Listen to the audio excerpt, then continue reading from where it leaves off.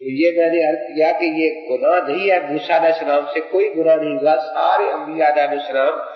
گناہ تو بجا گناہ کے ارادے سے بھی پاک ہوتے ہیں۔ اور یہ مودودی صاحب لکھ رہے ہیں کہ ان سے ایک بڑا گناہ ہو گیا تھا داؤد علیہ السلام کے، مگر اس کی اصلیت صرف اس قدر تھی کہ حضرت داؤد علیہ السلام نے اپنے عہد کی عیسائی سوسائٹی کی عام رواج سے متاثر ہو کر اوریا سے طلاق کی درخواست کی تھی۔ حالانکہ انبیاء علیہ السلام دنیا میں غلط ماحول کو بدلنے کے لیے آتے ہیں، نہ کہ خود غلط ماحول سے متاثر ہونے کے لیے۔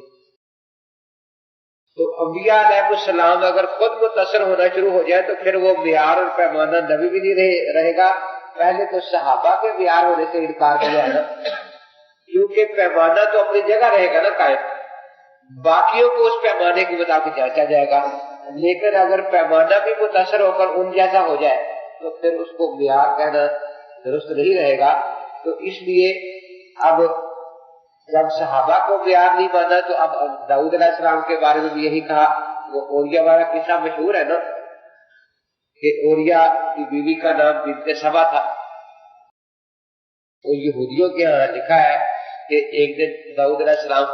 کوٹھے پر چڑھے تو وہ کہیں اپنے صحن میں غسل کر رہی تھی تو یہ ان پر عاشق ہو گیا۔ اب اس سے اوریا سے درخواست کی، کہا کہ تو اس کو طلاق دے دے، لیکن وہ طلاق دینے کے لیے تیار نہ ہوا کیونکہ یہ بادشاہ بھی تھے، اس لیے پھر اس کو جہاد پر بھیج دیا اور سپہ سالار کو حکم دیا کہ اس کو سب سے آگے رکھنا تاکہ یہ مارا جائے اور میں اس کی بیوی پر قبضہ کر لوں۔ تو یہ اس قسم کے واقعات یہودی تو اپنی کتابوں میں لکھتے ہیں، لیکن یہ بھی ان کی یہ وہ تنبیہ ہے جو اس موقع پر اللہ تعالیٰ نے توبہ قبول کرنے اور بلندی درجات کی بشارت دینے کے ساتھ حضرت داؤد علیہ السلام کو فرمائی۔ اس سے یہ بات خود بخود ظاہر ہو جاتی ہے کہ جو فعل ان سے صادر ہوا تھا اس کے اندر خواہش نفس کا کچھ دخل تھا اور اس کا حاکمانہ اقتدار کے نامناسب استعمال سے بھی کچھ تعلق تھا، اور وہ کوئی ایسا فعل تھا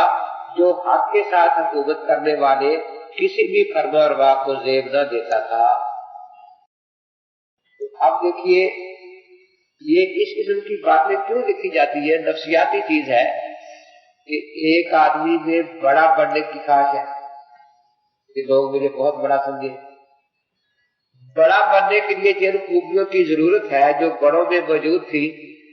اب دو ہی صورتیں ہیں کہ یہ وہ اپنے آپ میں خوبیاں پیدا کرے۔ ایک صورت تو یہ ہے، لیکن جب وہ یہ پیدا نہ کر سکے تو دوسری ہے کہ بڑوں کی خوبیوں کا انکار کرے اور ان کو کھینچ کر اپنے برابر کرنے کی کوشش کرے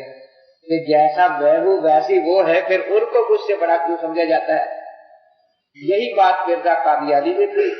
کہ دعویٰ نبوت کر لیا، اب کوئی بولتا کیا اس سے ظاہر ہونا تھا تو دوسرے نبیوں کو گالیاں دیتا تھا، کسی کے خاندان کو برا کہتا تھا، کسی کے معجزات کا انکار کرتا تھا۔ مقصد یہ تھا کہ میں اگر وہاں تک نہیں پہنچ سکتا تو ان کو گرا کر اپنے مقام تک لے آؤں۔ یہی دین مودودی کا ہے کہ خاص یہی تھی کہ مجھے لوگ بہت بڑا سمجھے اور میں بڑا بن جاؤں۔ اب بڑا بننے کے لیے جو چیزیں چاہیے تھی وہ اس میں نہیں تھی، اور لوگوں نے تو آخر انہی پیمانوں کو سامنے دیکھ کر رکھ کر جانچ رہے ہیں نا کہ یہ اس تک پہنچا ہے یا نہیں پہنچا۔ تو اب یہ ان کو گرانا چاہتی کوشش کرتا ہے تاکہ وہ گر جائے۔ آج بھی آپ دیکھتے ہیں کہ جو آدمی دین پر عمل نہیں کرنا چاہتا اس سے جب آپ سمجھائیں گے نا کہ یہ دین کا مسئلہ یوں ہے تو وہ فوراً علماء پر آپ پر اعتراضات کرنے سے گا۔ دیکھے ہوئے مولوی وہ بھی ایسا کرتے ہیں۔ یہ ہمیشہ وہی شخص کرتا ہے جو خود دین پر چلنا نہیں چاہتا، اور جو چلنا چاہتا ہے اسے پتا ہے کہ مولوی بھی معصوم تو نہیں ہوتا نا، اگر اس سے چلو ان سے کوتاہیاں ہوتی ہے، گناہ ہوا بھی ہے تو مجھے تو اپنا حساب کتاب دینا ہے نا، مجھے اس سے کیا مولوی صاحب جو اپنا حساب کتاب دے رہے ہیں جا کے وہ بھی دے لیں گے۔ لیکن ایسا وہی آدمی کرتا ہے، اس لیے کہتے ہیں کہ پہلے انسان جو ہے جب اپنے استاد یا اپنے شیخ کی باتوں پر عمل نہیں کرتا تو اس میں وحشت آتی ہے، پھر وہ اپنے استاد کے سامنے یا شیخ کے سامنے آنے سے گھبرانا شروع کر دیتا ہے، یہ پوچھے جو بھی تو نے عمل کیا ہے یا نہیں۔ اس کے بعد اگر یہاں سے انسان رو دھو کے توبہ کر لے تو اللہ تعالیٰ دوبارہ توفیق دیتے ہیں نیکی کی، لیکن اگر اس پر آپ بھی ڈٹا رہے تو پھر نفرت کی منزل، وحشت کے بعد نفرت کی منزل آتی ہے۔ پھر بجائے اپنی اصلاح کرنے کے کہ میں وحشت ختم کر کے ان کے قریب ہو جاؤں تاکہ ان کی صحبت سے مجھے کوئی فائدہ ہو، پھر ان سے نفرت کرنا شروع کر دے گا۔ اسی نفرت میں پھر اپنے عیبوں کو چھوڑ کر ان کی عیب کی تلاش کرے گا کہ میں بھی کہہ سکوں کہ آپ نے بھی فلاں وقت یہ کام کیا تھا۔ اب جب نفرت میں پھر آگے بڑھ جاتا ہے تو اس کے بعد عداوت آ جاتی ہے، اور یہ وہی مقام ہے من آزادی ولی فقط آزاد قبول الحرم والا۔ تو اس لیے پہلے دن سے یہ مقام نہیں ہوتا۔ جس طرح ہدایت کے درجات آہستہ آہستہ آگے بڑھتے رہتے ہیں، اسی طرح گمراہی کے درجات بھی مختلف ہوتے ہیں۔ تو سب سے پہلی وحشت ہے اللہ والوں کو دیکھ کر گھبرانا، ان کے پاس بیٹھنے کو جی نہ چاہنا، اللہ والوں میں بیٹھتے وقت اپنے نفس میں ایسا محسوس کرنا کہ بیگانگی محسوس کرنا، تو گویا یہ گمراہی کی پہلی منزل شروع ہو چکی ہے، اس کا نام وحشت ہوتا ہے۔ اور اس کے بعد اب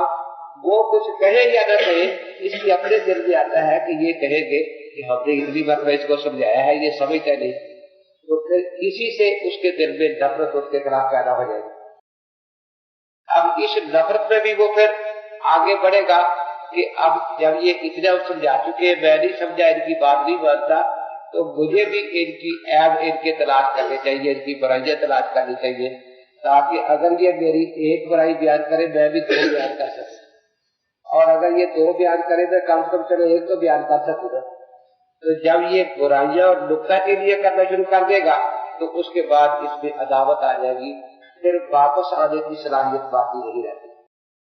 تو یہی منظر ان لوگوں میں ہے کہ ان کو اللہ والوں سے وحشت ہوتی ہے، پھر اس وحشت کی وجہ سے اس قسم کی باتیں لکھتے ہیں، نفرت کی اور عداوت۔ آگے لکھتے ہیں تاہم قرآن پاک کے اشارات اور صحیفہ یونس کی تفصیلات پر غور کرنے سے اتنی بات صاف معلوم ہوتی ہے کہ حضرت یونس علیہ السلام سے فریضہ رسالت کی ادائیگی میں کچھ کوتاہیاں ہو گئی تھی، اور غالباً انہوں نے بے صبر ہو کر قبل از وقت اپنا مستقبل بھی چھوڑ دیا تھا۔ اس لیے جب آثار عذاب دیکھ کر اشوریوں نے توبہ اور استغفار کی تو اللہ نے انہیں معاف کر دیا۔ بس جب نبی ادائے رسالت میں کوتاہی کر گیا اور اللہ کے مقرر کردہ وقت سے پہلے خود اپنی جگہ سے ہٹ گیا تو اللہ تعالیٰ کے انصاف نے اس قوم کو عذاب دینا گوارا نہ کیا، کیونکہ اس پر اتمام حجت کی قانونی شرائط پوری نہیں ہوئی تھی۔ یعنی یونس علیہ السلام نے ان پر اتمام حجت نہیں کیا تھا، حالانکہ بات بالکل غلط ہے۔ جب اللہ کی طرف سے ان کے عذاب کا وعدہ آ گیا تو عذاب اللہ تعالیٰ کرتے ہی اتمام حجت کے بعد، یہ وعدہ اس وقت آ گیا۔ اب صرف یہی ہوا کہ یونس علیہ السلام نے سمجھا کہ جب عذاب کا وعدہ آ گیا ہے تو اب تبلیغ کی ذمہ داری ختم ہو گئی، کیونکہ اب تو سزا شروع ہو رہی ہے نا، تو اس لیے آپ حکم کا انتظار کیے بغیر ان سے الگ ہو گئے۔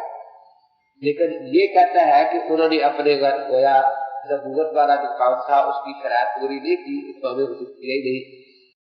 اس کی وجہ یہ بھی تو تھی کہ آپ کو عرب میں بہترین انسانی مواد مل گیا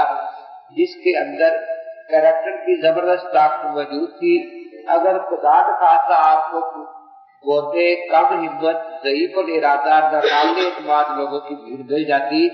تو کیا پھر بھی وہ نتائج نکل سکتے تھے؟ تحریک اسلامی کی اخلاقی بنیادیں صفحہ 17۔ دیکھو تاریخ میں یہ ہے کہ اس وقت عرب کی حالت باقی ساری دنیا سے زیادہ خراب تھی، نہ یہاں علم کا نام و نشان تھا، نہ اخلاق کا نام و نشان تھا۔ تو اللہ تعالیٰ نے آخری پیغمبر کو ایسی جگہ پر بھیجا جہاں سب سے زیادہ برائیاں تھی، تاکہ ان کی اصلاح ہو جائے، تو پھر ہر قسم کی برائی کی اصلاح جو ہے اس کا طریقہ آپ کے صحابہ کو بھی آ جائے گا۔ اور یہ بالکل اس کے برعکس کہتا ہے کہ نہیں، ان میں کوئی برائی نہیں تھی، بلکہ وہ با حوصلہ لوگ تھے، با ہمت تھے، بولتے نہیں تھے، ضعیف الاعتقاد نہیں تھے۔ تو اس لیے حضرت نبی پاک صلی اللہ علیہ وسلم کی تعلیم کو انہوں نے جلدی قبول کر لیا۔ گویا حضرت کے فیضان نبوت سے یہی ہوا जैसे राजी वगैरह कहते हैं, यदि आदमी कोई बयान करे कि ये साबुन बहुत अच्छा है,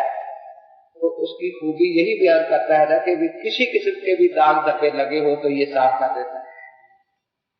ये कोई नहीं कहता कि ये धुले हुए को साफ करता है, फिर वो साबुन कैसा हुआ। तो साबुन की कीमत तो जब ही पता चलेगा ना, आपकी तालीमात की कदर और कीमत तो जब पता चलेगा कि ये पता चले कि ऐसी कौम में आए थे जो इंतहाई अनपढ़ कौम थी, तो जब किस्म की कौम थी, ना उनकी अखलाक ना इल्म, लेकिन आपके फैज़े सोबत से वही जो जाहिल थे वो आलिम बन गए, जो डाकू थे वो मुहाफिज बन गए सारी दुनिया में। ये इसके बिल्कुल बरक्स कहता है कि ऐसे आदमी आपको नहीं मिले थे जैसे कहता मुझे मिले, कि कोई किसी की बात मानने के लिए तैयार ही नहीं। तो गोया हजरत के फैजाने सोबत और नबूवत का कोई असर नहीं, ये उनकी अपनी सलाहियतें थी जो बरूकार आ गई। तो गोया फैजाने नबूवत का बिल्कुल इनकार है, हालांकि तारीख इसके बिल्कुल बरक्स बताती है कि अरब की कौम में हर किस्म की बुराइयां मौजूद थी, अखलाकी भी, इल्मी, जहालत भी, सब कुछ मौजूद था।